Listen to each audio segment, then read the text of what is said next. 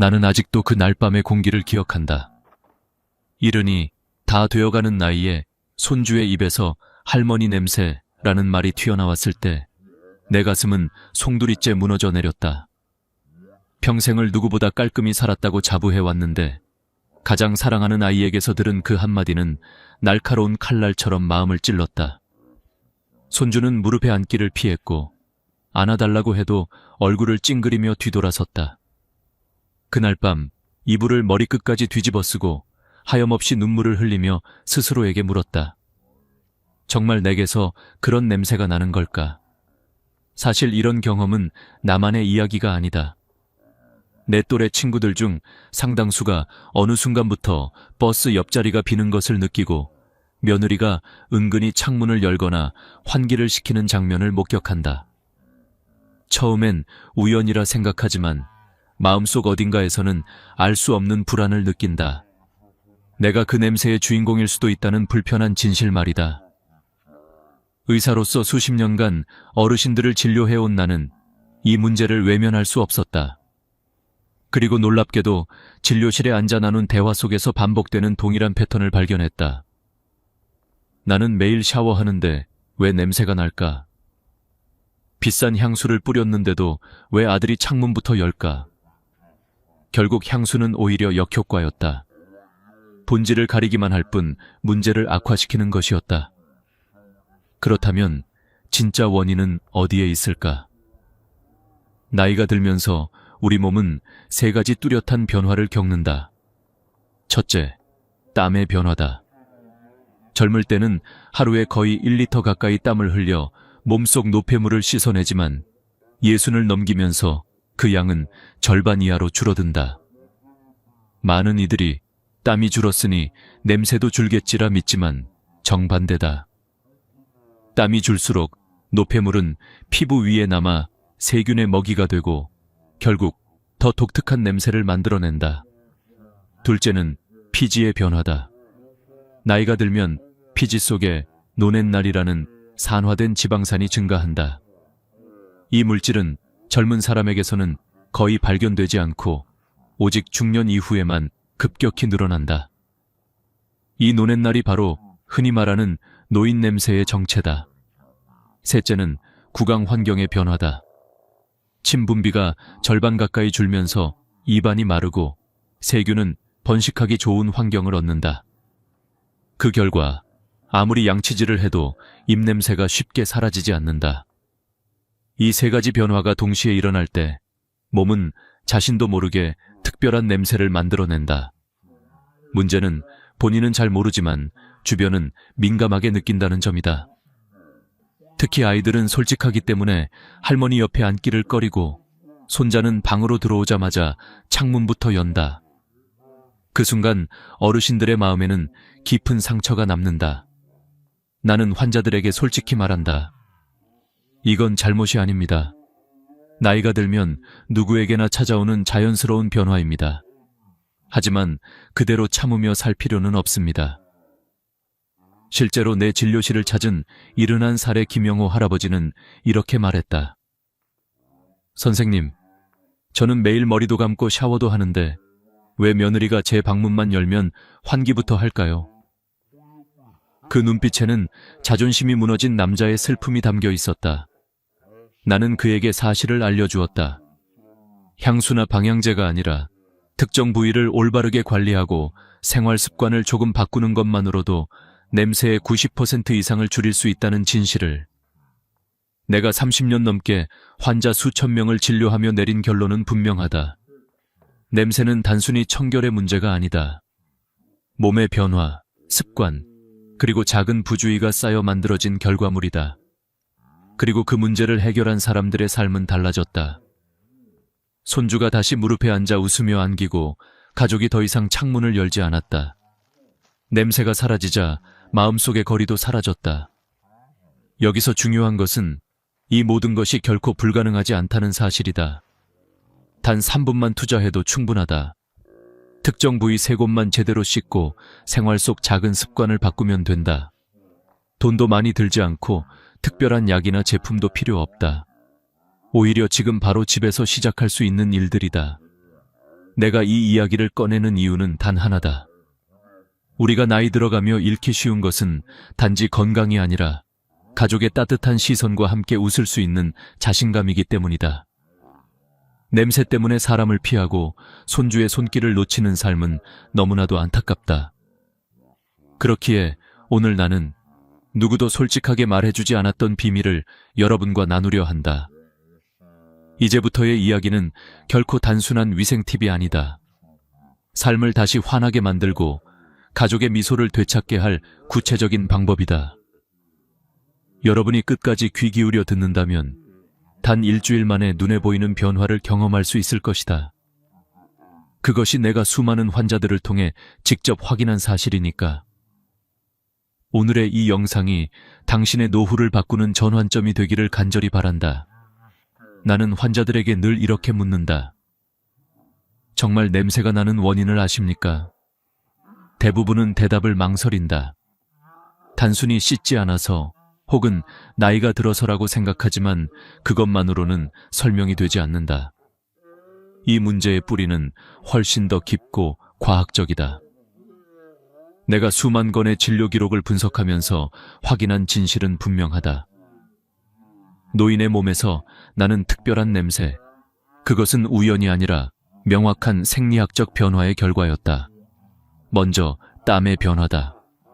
젊었을 때는 하루에 800ml에서 1리터에 가까운 땀을 흘리며 몸속 노폐물을 배출한다. 하지만 나이가 들면 이 양이 절반 이하로 줄어든다. 겉보기엔 좋을 것 같지만 실은 그렇지 않다. 땀은 단순한 수분이 아니라 몸의 청소부 역할을 한다. 독소와 노폐물을 씻어내는 통로가 막히면서 피부 표면에 찌꺼기가 남게 되고 세균은 그곳을 먹잇감 삼아 증식한다. 그렇게 생겨난 부산물이 바로 불쾌한 냄새다. 둘째는 피지의 변화다. 우리 몸에 기름기인 피지는 젊을 때와 노년의 구성이 완전히 달라진다. 특히 나이가 들수록 노넷날이라는 물질이 늘어난다. 이 노넷날은 산화된 지방산으로 50대 이후부터 급격히 증가해 70대의 최고치를 찍는다.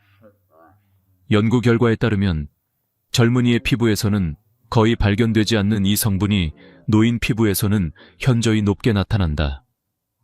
특유의 퀴퀴하고 오래된 냄새, 이 물질이 주범이다. 셋째는 구강 환경이다. 60세 이후에는 침 분비량이 40~50% 줄어든다. 침은 입안을 깨끗하게 유지하고 세균을 억제하는 방패다.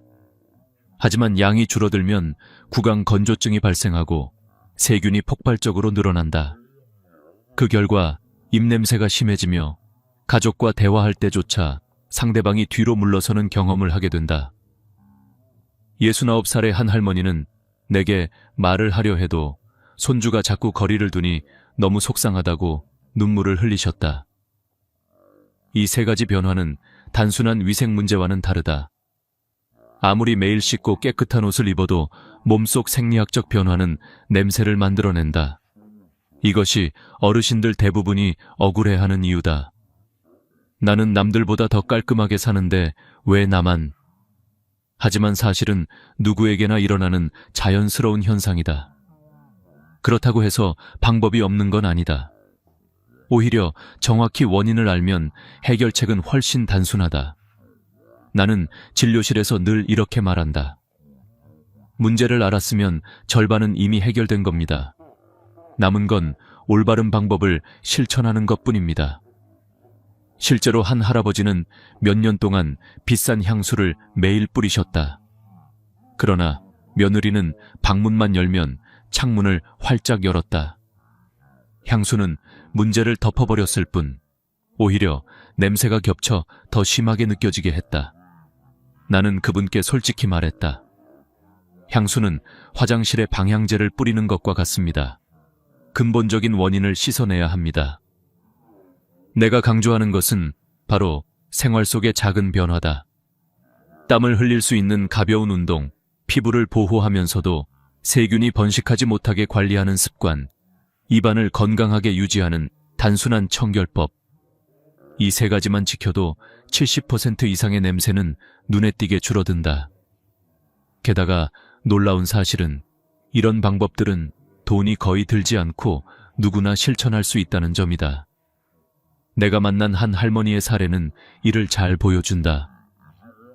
매일 아침 10분씩 동네 공원을 천천히 걸었을 뿐인데 2달 뒤 손녀가 할머니, 요즘 좋은 냄새 나요 라며 웃었다. 그녀는 그 순간 다시 살아있는 듯한 기쁨을 느꼈다고 했다. 과학적 근거 위에 실천이 더해질 때 가족의 시선은 달라진다. 또 다른 할아버지는 처음 내 진료실에 들어왔을 때 고개를 숙이고 있었다. 손주가 할아버지 방 냄새 심해 라는 말을 했다고 했다. 그러나 내가 알려준 관리법을 꾸준히 실천한 지 6달 만에 그는 활짝 웃으며 이렇게 말했다. 이제 손주가 제 무릎에 앉습니다. 다시 안아달라 해요. 그의 목소리에는 자신감과 눈물이 동시에 섞여 있었다. 나는 이런 장면을 수없이 보았다. 결국 핵심은 스스로를 탓하지 말고 올바른 방법을 아는 것이다. 냄새는 나이가 들면 누구나 겪는 자연스러운 신호다. 그러나 그 신호를 외면할 수도 바꿀 수도 있다. 선택은 우리 손에 달려 있다. 앞으로 나는 3가지 기본 원칙과 일상에서 반드시 지켜야 할 습관들을 구체적으로 알려드릴 것이다. 그것은 단순한 위생 팁이 아니라 가족의 사랑을 다시 불러오는 작은 열쇠가 될 것이다. 당신의 삶을 바꾸는 열쇠 말이다.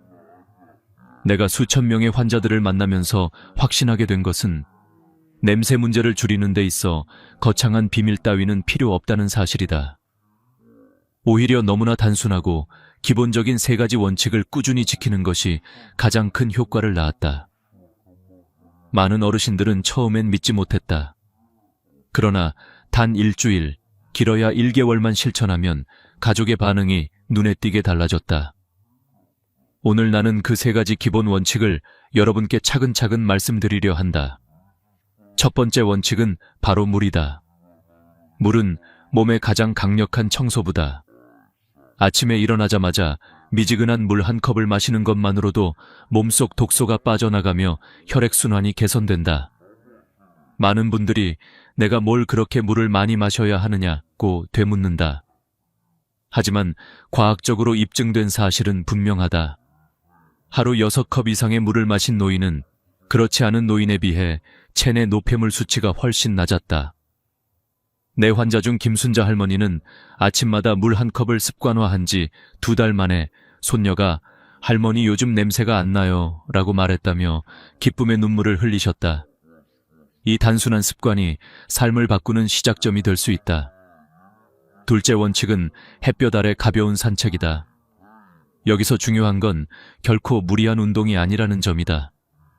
단 20분, 그것도 오전 10시 이전이나 오후 4시 이후에 부드러운 햇볕 아래에서 천천히 걷는 것만으로도 놀라운 변화가 일어난다.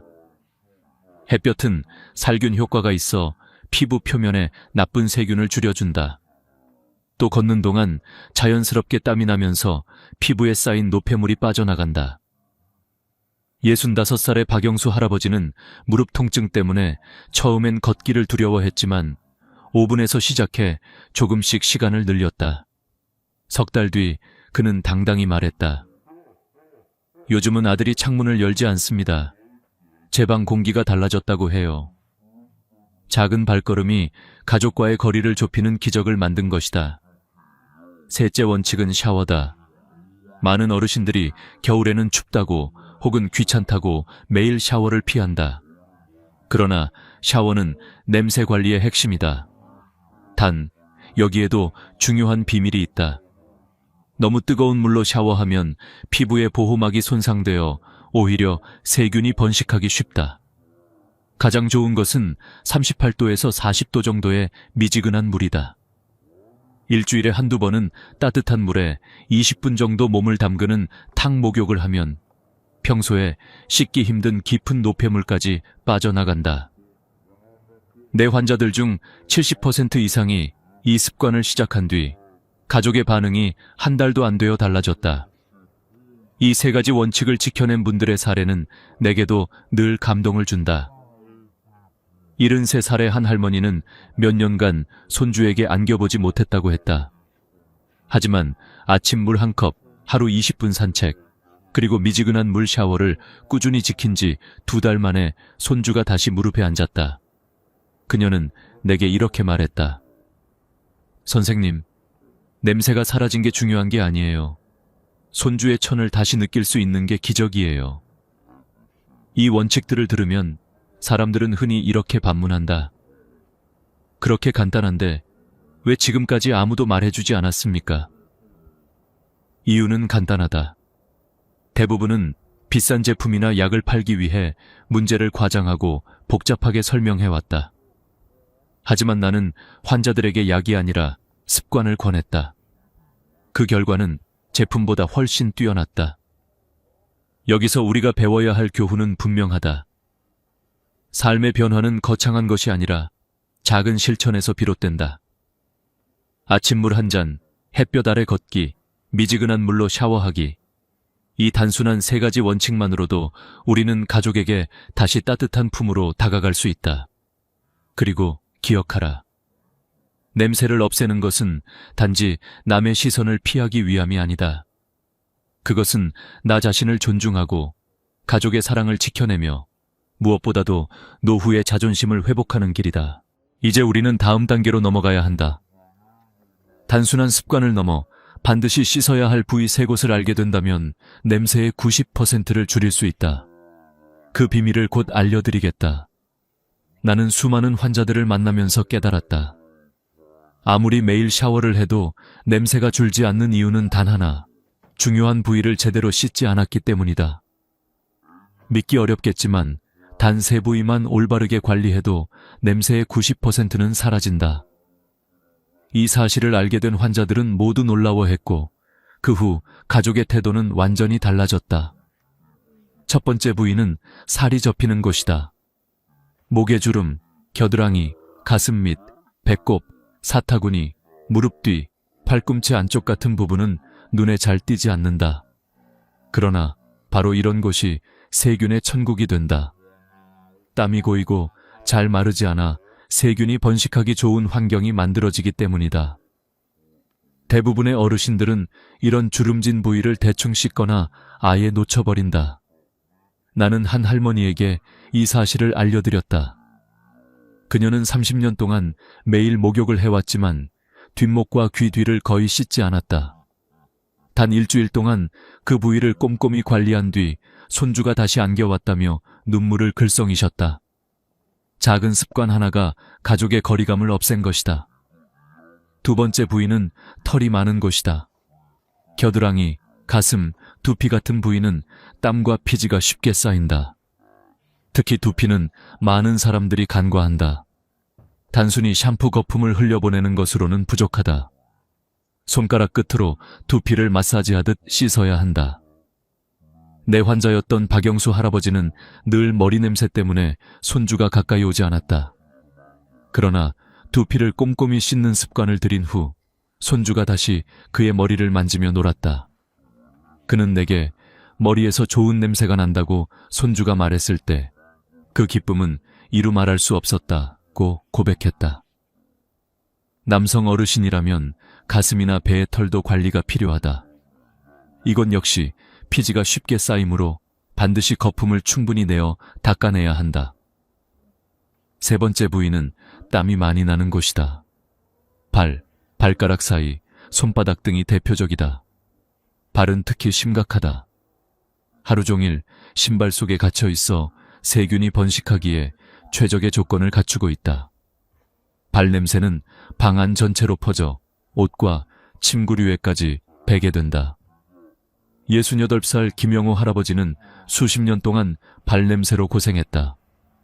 하지만 발가락 사이까지 꼼꼼히 씻고 완전히 말린 뒤 매일 양말을 갈아 신기 시작하자 며느리가 더 이상 얼굴을 찡그리지 않았다.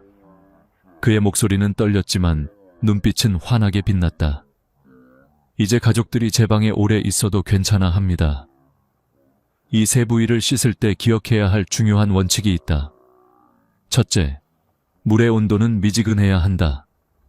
뜨거운 물은 피부 보호막을 손상시켜 오히려 냄새를 더 심하게 만든다. 둘째, 너무 강한 비누보다는 순한 비누나 바디워시를 사용하는 것이 좋다. 향이 강한 비누는 순간적으로 냄새를 가릴 수 있지만 피부를 건조하게 만들어 다시 냄새를 유발한다. 셋째, 씻은 뒤에는 반드시 완전히 말려야 한다. 습기는 세균의 먹이가 되기 때문이다. 나는 환자들에게 늘 이렇게 말한다. 이 세 부위를 씻지 않으면서 냄새가 없기를 바라는 건 잡초를 뽑지 않고 꽃밭이 깨끗하길 바라는 것과 같습니다. 그리고 실제로 이 방법을 실천한 환자들은 믿기 어려울 만큼 빠르게 변화했다. 한 할머니는 이렇게 말했다. 겨드랑이와 가슴 밑을 꼼꼼히 씻었을 뿐인데 손주가 다시 제 곁에 앉아 텔레비전을 봅니다. 그것만으로도 삶이 달라졌습니다. 이처럼 단순한 실천이 가족의 관계를 회복시킨다. 냄새는 단지 위생의 문제가 아니라 마음의 상처를 남기는 원인이다. 그러나 올바른 습관은 그 상처를 치유하는 열쇠가 된다. 이제 우리는 더 깊은 단계로 나아가야 한다. 단순히 씻는 것에서 멈추지 않고 먹는 음식과 생활 습관까지 바꿀 때 비로소 냄새 문제는 근본적으로 해결된다. 그것이 내가 수많은 환자들을 통해 확인한 또 다른 진실이다. 나는 환자들에게 늘 강조한다. 몸을 씻는 것만으로는 절반의 해결일 뿐이다. 냄새라는 것은 우리가 먹는 음식, 입안을 관리하는 습관, 옷과 집안 환경까지 모두 연결되어 있다. 이 부분을 무시하면 아무리 깨끗이 씻어도 냄새는 다시 찾아온다. 그래서 나는 항상 생활 습관 전체를 함께 점검하라고 말한다. 첫째, 음식이다. 몸에서 나는 냄새는 우리가 먹는 것과 밀접하게 연결된다. 항산화 식품을 충분히 섭취하는 것이 무엇보다 중요하다. 토마토, 사과, 딸기, 현미, 메밀 같은 음식은 몸의 산화를 늦추고 노는 날 같은 냄새 물질의 생성을 줄여준다. 실제로 한 연구에 따르면 붉은색이나 보라색 과일을 꾸준히 먹은 노인들은 그렇지 않은 노인들보다 체취가 훨씬 부드럽게 변했다. 내 환자 김철수 할아버지는 매일 사과와 토마토를 먹기 시작한 지 2달 만에 손녀에게서 이런 말을 들었다. 할아버지, 요즘은 좋은 냄새가 나요. 그 한마디가 그의 얼굴을 환하게 바꿔놓았다. 둘째, 수분 섭취와 섬유질이다. 수분이 많은 오이, 배, 수박 같은 과일과 채소는 체내 노폐물을 빠르게 배출한다. 변비가 지속되면 독소가 혈액으로 재흡수되어 결국 피부로 냄새가 배어나온다. 현미밥, 잡곡밥, 채소를 충분히 섭취하면 장이 건강해지고 자연스럽게 냄새도 줄어든다. 박순자 할머니는 평생 변비로 고생했는데 아침마다 현미밥을 먹기 시작한 후 냄새가 현저히 줄었다며 이제 방 안 공기가 달라졌다고 말했다. 셋째, 구강 관리다. 하루 3번 양치질은 기본이지만 혀를 닦지 않으면 입냄새는 줄지 않는다. 혀 표면에는 세균이 가장 많이 번식한다. 나는 환자들에게 혀 클리너 사용을 권한다. 약국에서 몇천 원이면 살 수 있는 도구지만 효과는 놀랍다. 혀를 매일 청소한 환자들은 단 일주일 만에 입냄새가 현저히 줄어들었다. 게다가 무설탕 껌을 씹어 침 분비를 촉진하면 입안이 항상 촉촉해져 세균이 자라기 어렵다. 자일리톨 껌은 충치 예방에도 좋아 일석이조다. 넷째, 술과 카페인이다. 알코올은 간에서 분해되며 아세트알데히드라는 물질을 만든다. 이 물질은 땀으로 배출되며 독특한 악취를 낸다. 커피와 차는 몸을 탈수시켜 오히려 냄새를 악화시킨다.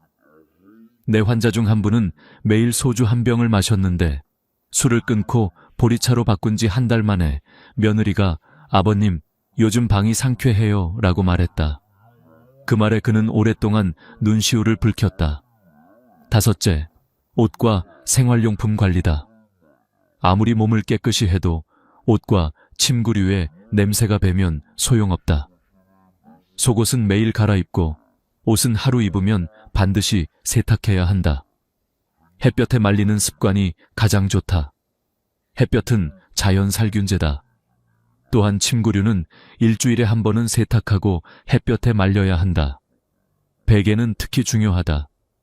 머리에서 나온 피지와 각질이 베개에 쌓여 냄새의 근원이 된다. 베개 커버는 자주 갈아주고 베개와 이불은 2세 3년에 한 번은 새 것으로 바꾸는 것이 좋다. 신발과 양말도 빼놓을 수 없다. 발냄새는 양말과 신발에서 증폭된다. 양말은 면양말을 매일 갈아 신고 신발은 2-3 켤레를 번갈아 신어 충분히 말려야 한다.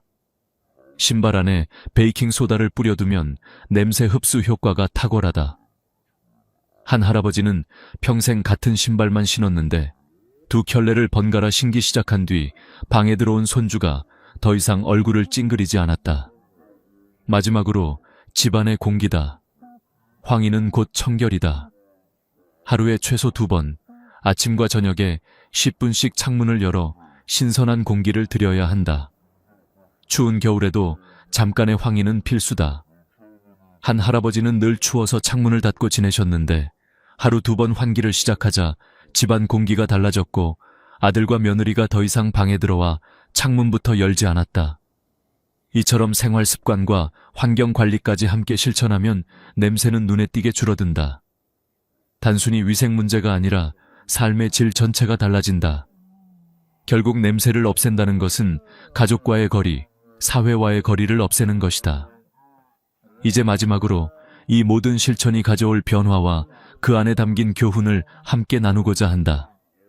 그것은 단순히 냄새 없는 삶이 아니라 자존심과 사랑을 회복하는 여정이다.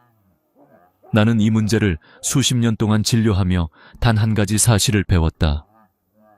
냄새를 없앤다는 것은 단지 주변 사람들을 편하게 하기 위한 일이 아니다. 그것은 노년의 자존심을 지키고 가족의 따뜻한 품을 되찾는 일이다. 우리가 살아가는 동안 얼마나 많은 것을 잃고 얻었던가. 젊음, 건강, 직업, 친구, 그리고 언젠가는 사랑하는 배우자까지.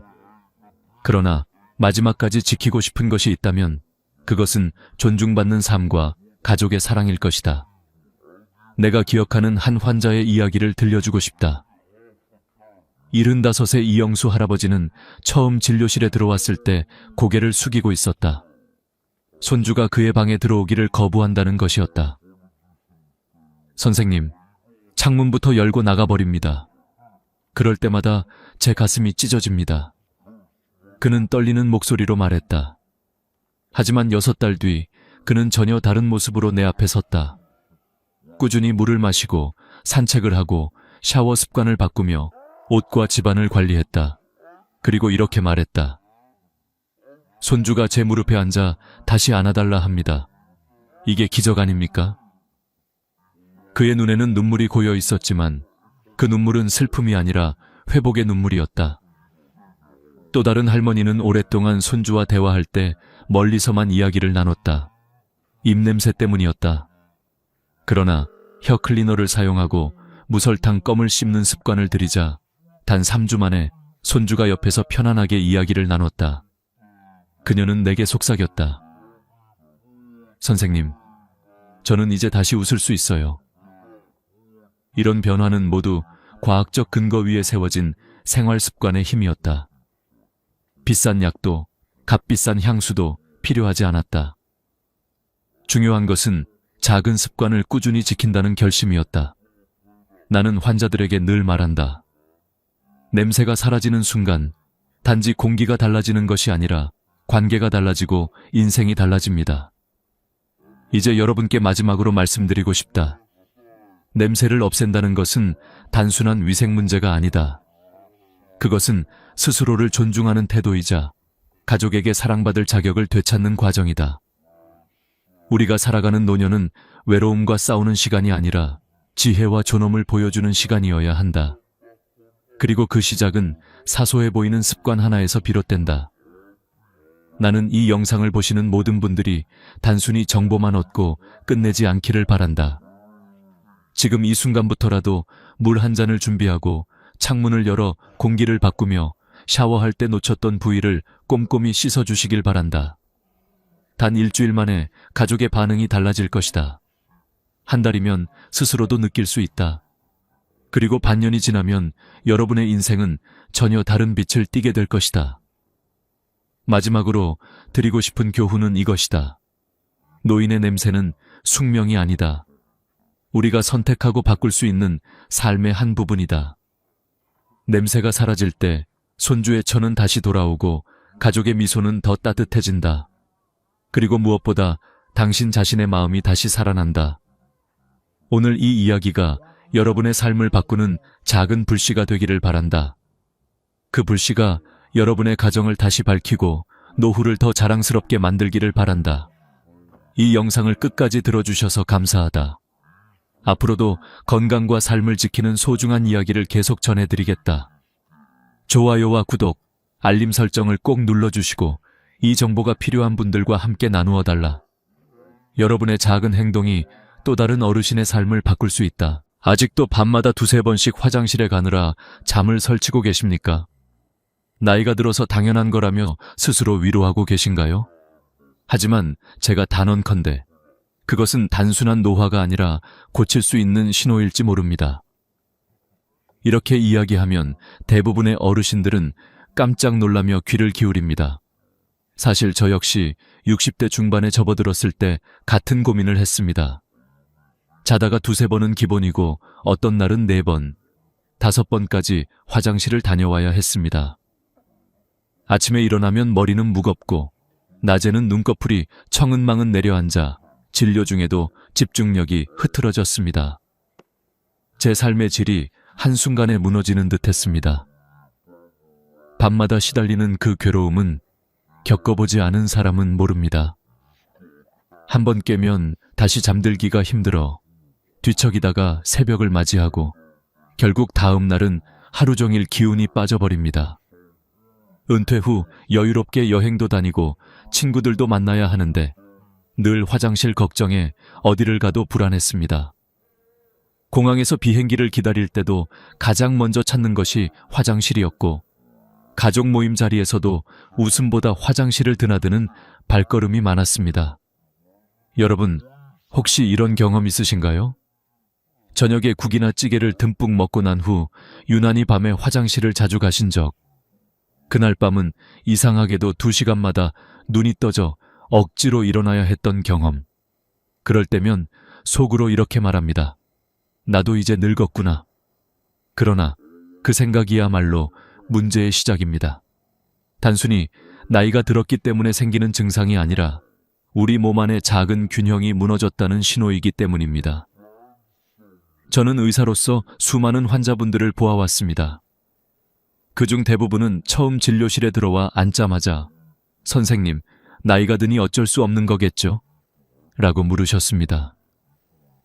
하지만 저는 고개를 저으며 말했습니다. 아닙니다. 반드시 달라질 수 있습니다. 그리고 생활 습관 하나만 바꿔도 놀라운 변화를 보여준 사례들을 직접 확인했습니다. 그 사실이 지금 이 자리에 앉아 있는 저를, 그리고 영상을 보고 계신 여러분을 이어주고 있는 겁니다. 제가 이 이야기를 꺼내는 이유는 단순히 의학적인 지식을 전달하려는 것이 아닙니다. 여러분의 인생 후반전, 다시 말해 가장 소중한 황홍이를 지켜내기 위해서입니다. 잠 못 이루는 밤이 하루 이틀이라면 참을 수 있습니다. 하지만 그것이 매일 반복된다면 몸은 물론 마음까지 병들게 합니다. 낮 동안의 활력이 사라지고 자꾸만 짜증이 늘어나 가족과의 관계도 서서히 멀어집니다. 결국 외로움과 우울감이 찾아오죠. 이건 단순한 배뇨 문제가 아니라 삶 전체를 흔드는 깊은 문제입니다. 제가 진료했던 한 어르신의 말씀이 아직도 생생합니다. 선생님, 이게 사는 게 아닙니다. 낮에도 멍하고 애들이 놀러 오라고 해도 피곤해서 거절할 수밖에 없어요. 그분의 눈빛에는 체념과 슬픔이 뒤섞여 있었습니다. 그리고 그분의 목소리에서 저는 제 미래를 보았습니다. 만약 지금 이 문제를 해결하지 않는다면 나 역시 몇 년 후 같은 후회를 하게 되리라는 것을 깨달았습니다. 그래서 저는 제 삶을 바꾸기로 결심했습니다. 그 결심은 거창한 것이 아니었습니다. 아주 작은 습관 하나를 바꾸는 것에서 시작됐습니다. 그리고 그 변화가 제 삶을 완전히 달라지게 만들었습니다. 오늘 저는 여러분께 바로 그 이야기를 나누고 싶습니다. 이제 질문을 드리겠습니다. 첫째, 여러분은 밤에 2번 이상 깨서 화장실에 다녀오신 적이 있습니까? 둘째, 화장실을 다녀온 후에도 도무지 잠이 오지 않아 새벽까지 뒤척이신 적이 있습니까? 셋째, 아침에 눈을 뜨면 도무지 개운하지 않고 하루 종일 피로가 몰려온 적이 있습니까? 만약 3가지 중 2가지 이상이 해당된다면 그것은 단순히 나이가 들어서 생긴 불가피한 증상이 아니라 고칠 수 있는 신호입니다. 이 사실을 아는 것만으로도 인생은 달라질 수 있습니다. 만약 여러분이 이 영상을 끝까지 보지 못한다면 아마도 앞으로도 계속 같은 괴로움 속에서 지내실지 모릅니다. 하지만 오늘 여기서 제가 전해드릴 방법을 꾸준히 실천하신다면 한 달도 채 지나지 않아 분명히 달라지는 변화를 경험하시게 될 겁니다. 제가 40년 동안 수많은 환자들을 만나면서 확신하게 된 진실은 이것입니다. 약만으로는 해결되지 않는 문제가 있다는 것, 그리고 우리 몸은 스스로 회복할 힘을 가지고 있다는 것입니다. 문제는 그 힘을 올바른 방향으로 이끌어주는 작은 습관을 아는가 모르는가에 달려 있습니다. 오늘의 이야기는 병원에서 쉽게 들을 수 있는 내용이 아닙니다. 왜냐하면 병원은 늘 약과 수술을 중심으로 돌아가기 때문입니다. 그러나 진정한 건강은 생활 속에서 만들어집니다. 바로 이 점이 제가 은퇴 후에도 계속해서 사람들에게 알리고 싶은 이유입니다. 저는 더 이상 병원의 수익을 위해 환자를 붙잡을 필요가 없습니다. 제 남은 시간은 오직 여러분의 삶을 건강하게 만드는 데 쓰고 싶습니다. 여러분, 오늘부터라도 귀를 열고 마음을 열어 들어보십시오. 작은 깨달음 하나가 남은 인생을 완전히 바꾸어 놓을 수 있습니다. 밤마다 시달리던 괴로움에서 벗어나 아침에 상쾌하게 눈을 뜨며 하루를 시작하는 삶, 그것은 결코 꿈이 아닙니다. 밤마다 반복되는 화장실 문제의 진짜 원인은 어디에 있을까요? 많은 분들은 단순히 나이가 들어서라고 생각합니다. 하지만 의학적으로 보면 그건 반만 맞는 이야기입니다. 노화와 함께 몸의 여러 기능이 떨어지는 것은 사실이지만 실제로 야간뇨를 악화시키는 근본 원인은 따로 숨어 있습니다. 그중 하나가 바로 항긴뇨 호르몬, 즉 ADH라고 불리는 호르몬의 변화입니다. 젊을 때는 이 호르몬이 밤에 활발하게 분비되어 소변 생성을 억제합니다. 덕분에 밤에는 방광에 저장되는 소변이 적어지고 깊은 잠을 유지할 수 있습니다. 하지만 60세 이후부터는 이 호르몬의 분비량이 눈에 띄게 줄어듭니다. 그 결과 낮과 밤의 차이가 없어지고 밤에도 계속해서 소변이 만들어집니다. 마치 수도꼭지가 고장나서 밤새 물이 새어나오는 것과 같습니다. 그래서 아무리 깊은 잠을 자려고 해도 중간에 깨서 화장실을 가게 되는 겁니다. 여기에 더 큰 문제는 우리의 생활 습관입니다. 특히 저녁에 먹는 음식과 음료가 문제를 악화시킵니다. 서울대병원에서 발표한 연구에 따르면 60세 이상 야간뇨 환자의 70%는 실제로 수분대사의 불균형과 식습관에서 비롯된다고 합니다. 특히 국물 음식과 짠 음식을 늦은 시간에 섭취하면 몸이 수분을 잡아두려 하고 그 과정에서 콩팥이 밤새 더 많은 일을 하게 됩니다. 당연히 소변량은 늘어나고 그만큼 화장실 가는 횟수도 늘어나는 것이죠. 제가 진료했던 한 환자분은 늘 저녁에 김치찌개를 먹는 습관이 있었습니다.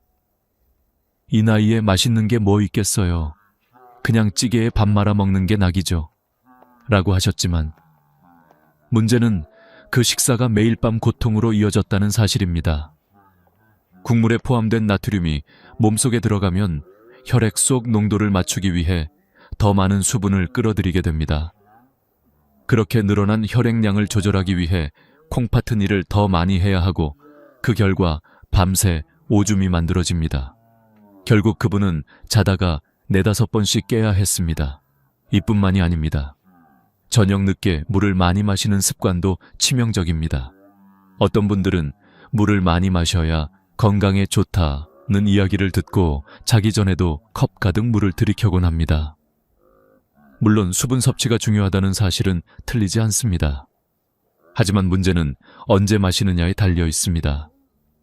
연세대 의대에서 2021년에 발표한 연구에 따르면 오후 7시 이후에 마신 수분의 80%는 체내에서 머물다 새벽에 배출된다고 합니다. 그러니 자기 전에 마신 물은 거의 그대로 새벽에 화장실행 티켓이 되는 셈입니다. 그리고 또 하나, 현대인의 생활 습관 중에 간과하기 쉬운 것이 바로 커피와 알코올입니다. 커피는 이뇨작용이 강하기 때문에 오후 늦게 마시면 그 효과가 밤까지 이어집니다. 술 역시 마찬가지입니다. 술을 마시면 잠이 잘 올 것 같지만 실제로는 수면의 질을 떨어뜨리고 화장실을 자주 가게 만듭니다. 특히 나이가 들수록 간과 신장의 처리 능력이 떨어지기 때문에 그 영향을 훨씬 크게 받습니다. 여러분, 의사들이 흔히 이런 이야기를 자세히 해주지 않는 이유가 뭔지 아십니까? 병원에서는 주로 약을 처방하고 경우에 따라 수술을 권합니다.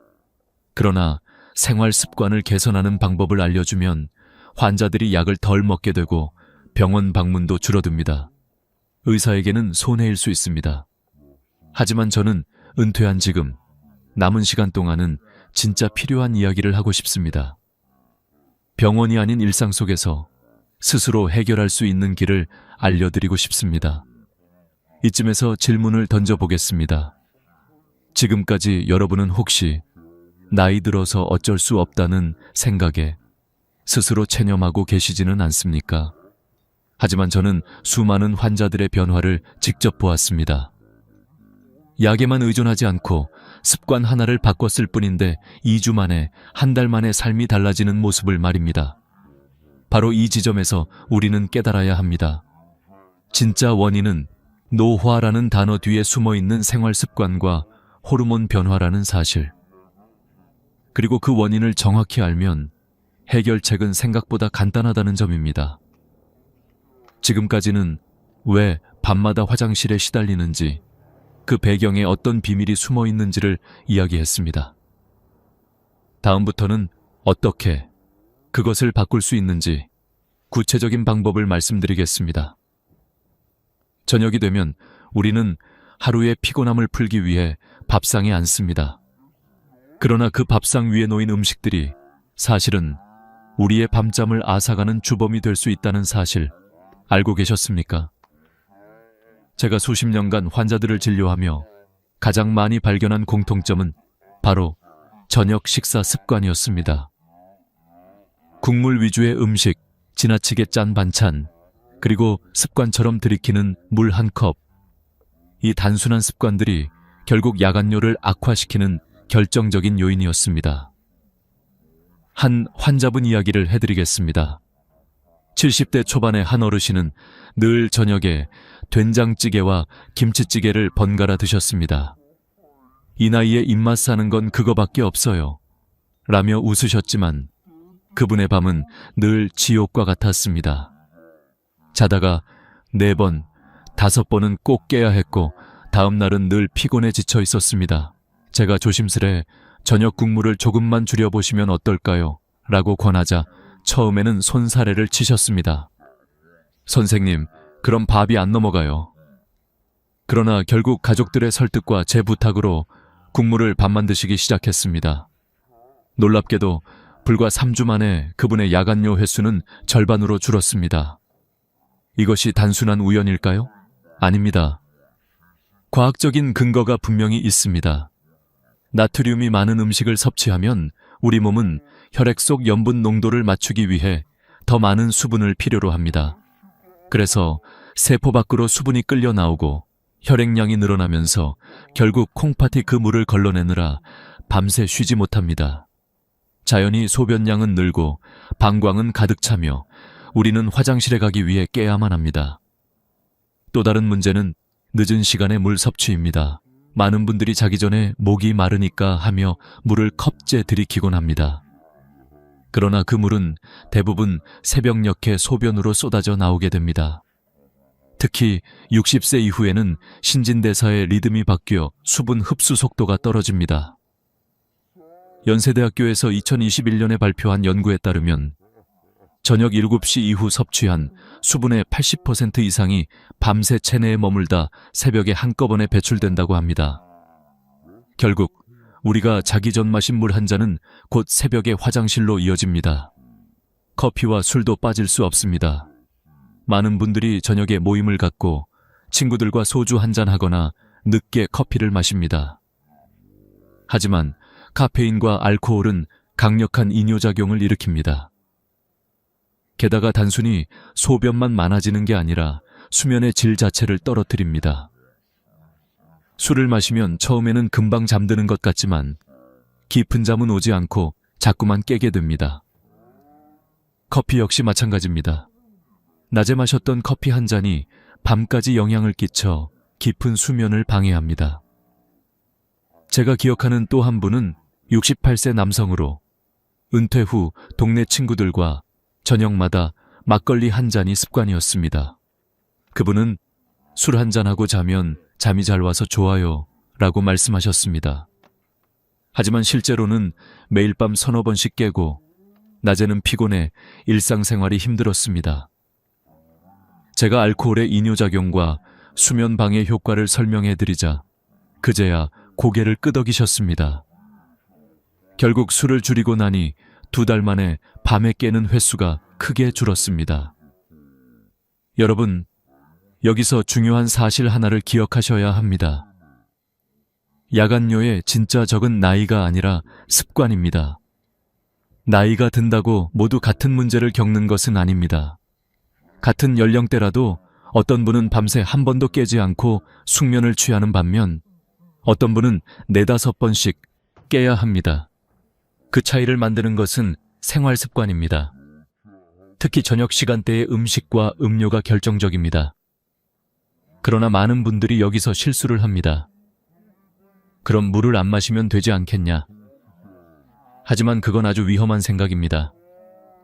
수분 부족은 신장 기능을 떨어뜨리고 변비와 혈액순환 장애, 심지어 뇌졸중 위험까지 높일 수 있습니다. 물은 반드시 필요합니다. 다만 문제는 얼마나가 아니라 언제 마시느냐입니다. 이제 우리는 분명히 알 수 있습니다.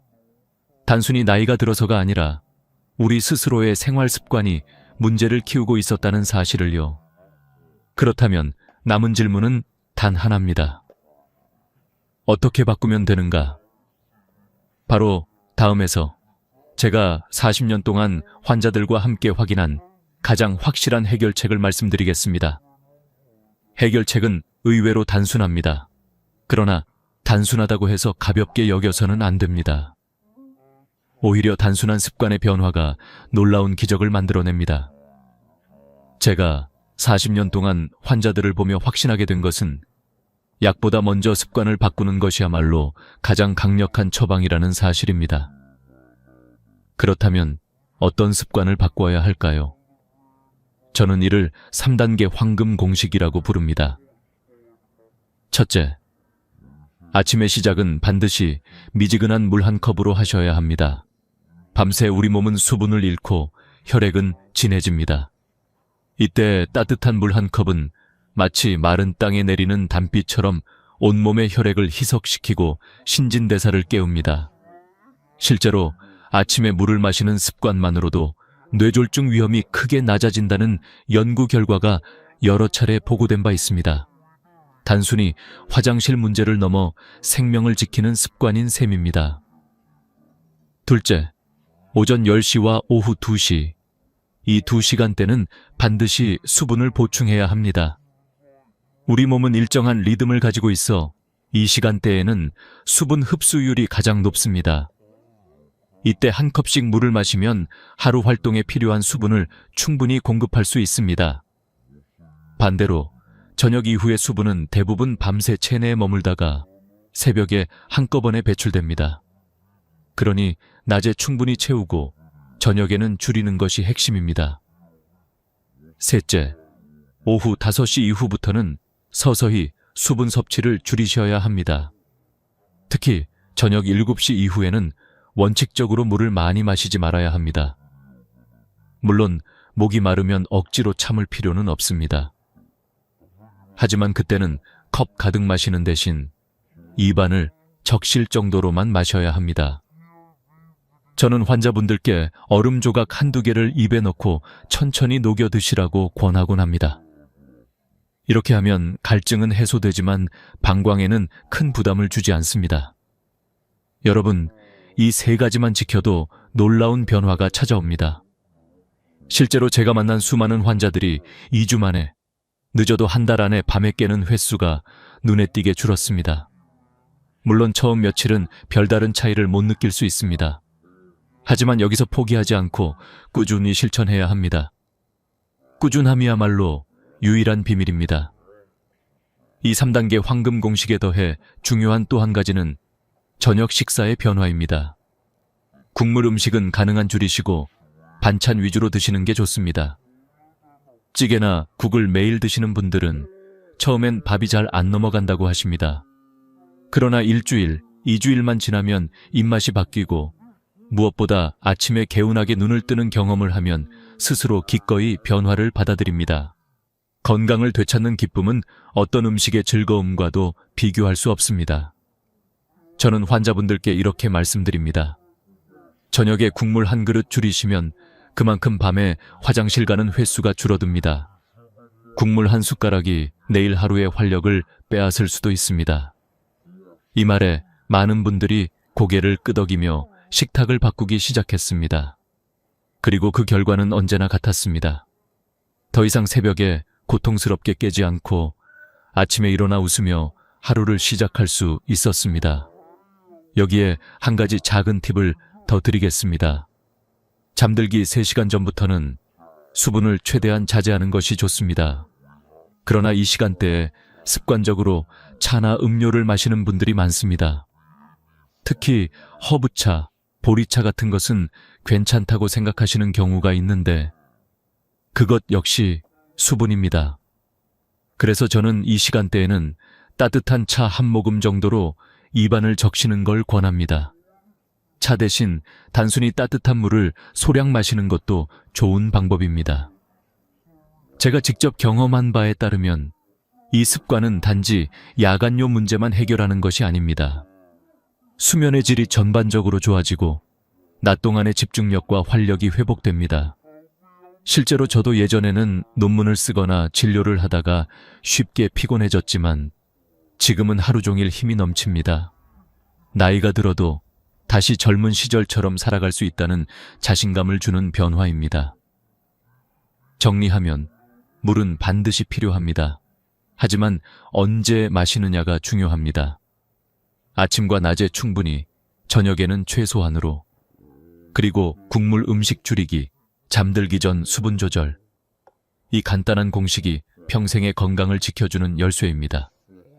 여러분도 오늘부터 당장 시작해 보시기 바랍니다. 내일 아침 미지근한 물 한 컵으로 하루를 열고 저녁 식탁에서는 국물 대신 반찬을 즐겨보십시오. 그리고 잠들기 전에는 얼음 조각 하나로 갈증을 달래보십시오.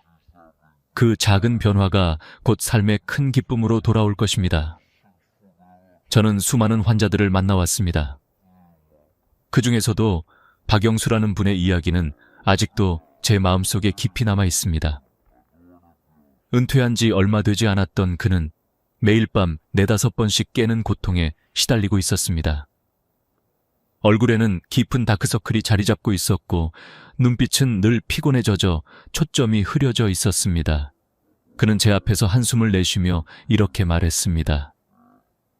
선생님, 밤에 잠을 못 자니 낮에도 멍하고 손주들이 놀러 오자고 해도 피곤해서 거절하게 됩니다. 여행도 못 가고 친구들도 못 만나고 이게 사는 걸까요? 그의 말 한마디 한마디에서 체념이 느껴졌습니다.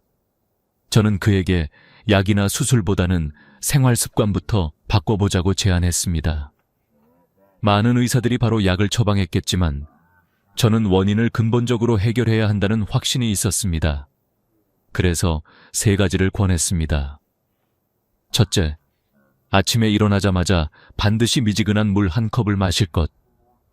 둘째, 낮 동안 충분히 수분을 섭취하되 오후 5시 이후로는 점차 줄일 것. 셋째, 저녁 식사에서 국물 음식을 최소화하고 잠들기 3시간 전에는 물을 거의 마시지 않을 것. 처음 일주일 동안 영수 씨는 큰 변화를 느끼지 못했습니다. 역시 나이 든 사람은 안 되는 거군요. 라며 실망하는 표정을 지었지만 저는 포기하지 말고 꾸준히 해보자고 격려했습니다. 그리고 2주가 지났을 때 놀라운 변화가 나타났습니다. 밤에 깨는 횟수가 4-5번에서 2-3번으로 줄어든 것입니다. 무엇보다 한 번 깨고 나서 다시 잠드는 시간이 훨씬 짧아졌습니다. 한 달 뒤, 그는 환한 얼굴로 제 진료실에 들어왔습니다. 선생님, 어젯밤에는 단 한 번만 깼습니다. 40년 만에 처음이에요. 아침에 일어나니 이렇게 개운할 수가 없더군요. 그의 표정은 완전히 달라져 있었습니다. 얼굴에 생기가 돌았고 목소리에는 힘이 실려 있었습니다. 단순히 화장실 문제만 해결된 것이 아니었습니다. 삶 전체가 바뀐 것이었습니다. 그는 더 이상 여행을 두려워하지 않았고 손주들과 즐겁게 놀 수 있었으며 친구들과의 만남도 기꺼이 나갈 수 있었습니다.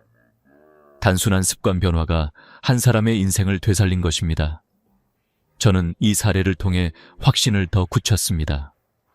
그러나 그 확신의 근거는 환자들뿐만이 아니었습니다. 사실 저 자신도 같은 경험을 했기 때문입니다. 의사로서 바쁜 진료와 학회 활동에 쫓기다 보니 생활 리듬이 무너졌습니다. 낮에는 환자를 보느라 물을 제대로 못 마시고 저녁에 집에 오면 갈증을 참지 못해 벌컥벌컥 마셨습니다. 논문을 쓰거나 학회 준비를 하면서 커피와 물을 밤 늦게까지 마시곤 했습니다.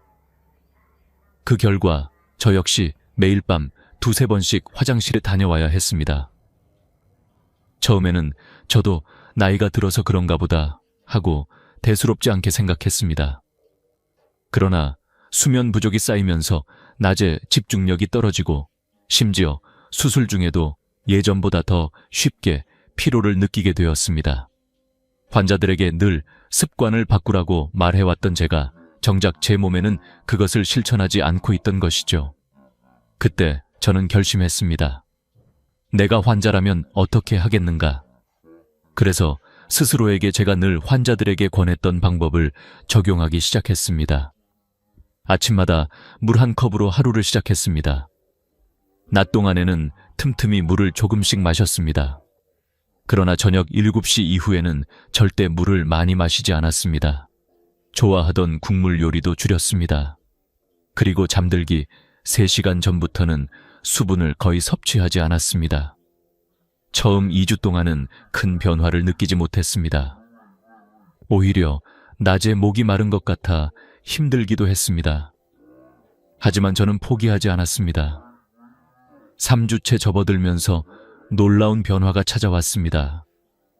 밤에 깨는 횟수가 눈에 띄게 줄어든 것입니다.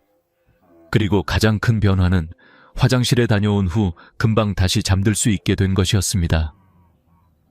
예전에는 한 번 깨면 1시간 가까이 뒤척였는데 이제는 화장실 다녀오자마자 금세 깊은 잠에 빠질 수 있었습니다. 2달이 지나자 거의 완벽하게 숙면을 유지할 수 있었습니다. 아침에 일어났을 때의 상쾌함은 마치 젊은 시절로 돌아간 듯 했습니다.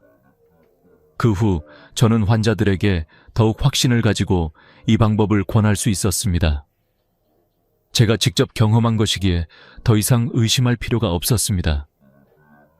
지금도 80세가 된 저는 이 습관을 20년 넘게 지켜오고 있습니다. 덕분에 여전히 하루를 활기차게 보내고 있고 환자분들께도 당당히 말할 수 있습니다. 나이가 문제가 아닙니다. 습관이 문제입니다. 그리고 그것은 언제든 바꿀 수 있습니다. 이야기를 통해 제가 전하고 싶은 메시지는 분명합니다. 환자든 의사든 누구든 같은 사람입니다. 작은 습관 하나가 우리 삶을 무너뜨리기도 하고 되살리기도 합니다. 그리고 그 힘은 여러분의 손에 달려 있습니다. 우리가 밤마다 반복되는 고통 속에 살 것인지, 아니면 젊은 시절처럼 상쾌하게 아침을 맞이할 것인지는 결국 우리 스스로의 선택에 달려 있습니다. 많은 분들이 이제 나이가 들었으니 어쩔 수 없다고 말합니다. 그러나 저는 단호히 말씀드립니다. 그것은 잘못된 체념일 뿐입니다. 나이는 단지 숫자일 뿐이고 진짜 차이를 만드는 것은 우리의 습관과 태도입니다. 야간뇨는 단순한 노화 현상이 아니라 잘못된 수분 섭취 습관에서 비롯된 경우가 많습니다. 저는 40년간 환자들과 함께하며 그리고 제 자신의 삶을 통해 이를 직접 확인했습니다. 아침에 충분히 수분을 섭취하고 낮 동안에 균형 있게 보충하며 저녁에는 줄이고 잠들기 3시간 전부터는 입을 적실 정도로만 마시는 것. 여기에 국물 음식을 줄이고 커피와 술을 조심하는 습관까지 더한다면 누구든지 숙면을 되찾을 수 있습니다. 여러분, 중요한 것은 하루 이틀 하고 포기하지 않는 것입니다. 변화는 서서히 오지만 한번 몸에 배면 평생을 지켜줍니다. 실제로 많은 환자분들이 처음에는 믿지 못하다가 3주, 한 달, 2달이 지나면서 이렇게 달라질 줄 몰랐다며 눈물을 글썽이셨습니다. 그 기쁨은 말로 다 할 수 없었습니다. 여기서 저는 한 가지 제안을 드리고 싶습니다. 오늘 이 영상을 보신 후 스스로에게 작은 약속을 남겨보시는 겁니다. 댓글에 이렇게 적어보세요. 저는 매일 아침 미지근한 물 한 컵을 마시고 오후 5시 이후로는 수분을 조절하겠습니다. 짧은 한 문장이지만 그것은 단순한 글이 아니라 여러분의 삶을 바꾸는 선언이 될 것입니다. 우리는 흐르는 세월을 막을 수는 없습니다. 하지만 그 세월을 어떻게 살아낼지는 우리가 결정할 수 있습니다.